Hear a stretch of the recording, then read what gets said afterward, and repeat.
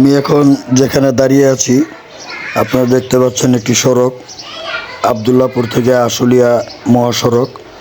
ওই দিকটাতে আবদুল্লাপুর দেখা যাচ্ছিল, এখন আশুলিয়া যাওয়ার দিকের রাস্তা দেখতে পাচ্ছেন আপনারা। এই রাস্তা ধরে আবদুল্লাপুর থেকে আশুলিয়া যাওয়ার পথে 700-800 গজ পশ্চিমে এগুলেই এই সাদা বিল্ডিংটার সোজা নিচে নামার একটা রাস্তা রয়েছে। আমি এই রাস্তা দিয়ে নামবো। আসলে আমি এই দিকটায় যাচ্ছি একটি প্লট দেখতে। এখানে স্থানীয় ফারুক মোল্লা সাহেবের একটি প্লট রয়েছে 4,500 প্লাস স্কোয়ার ফুটের, যেটি তিনি ভাড়া দিবেন। এই যে রাস্তা দিয়ে আমরা যাচ্ছি, খুবই প্রশস্ত রাস্তা, 22 থেকে 25 ফুট পর্যন্ত প্রশস্ত রাস্তা রয়েছে। এই রাস্তা ধরে এগুলেই আমরা সেই কাঙ্ক্ষিত প্লটটি দেখতে পাবো। এদিকে একটা মসজিদের রাস্তা রয়েছে, আমরা মসজিদের দিকে না গিয়ে সোজা তাকাবো। ওই যে সামনে আমরা টিনের একটা গেট দেখতে পাচ্ছি, ওখানটাতে আমরা যাব।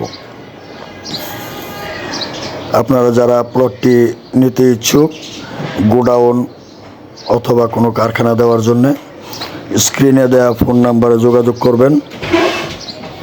আসুন আমরা দেখে নিই সেই প্লটটি। প্লটের ভিতরে আমরা ঢুকে যাচ্ছি।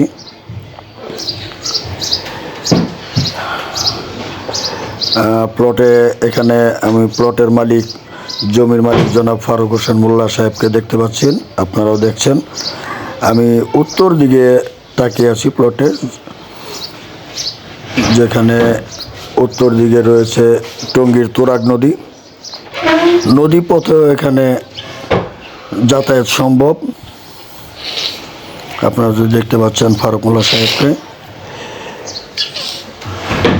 এই যে উত্তর দিকে আপনারা যে জালের বেড়াটা দেখতে পাচ্ছেন, তারপরে টঙ্গী তুরাগ নদী, ওই পারে রয়েছে ইজতেমার ময়দান।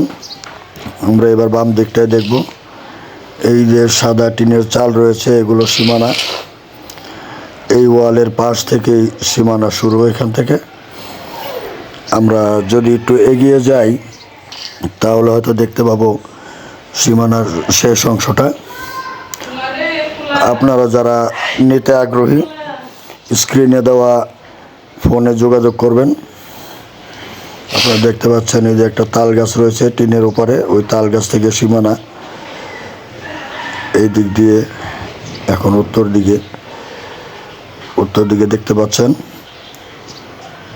যারা গোডাউন অথবা কোনো কারখানা নেওয়ার জন্য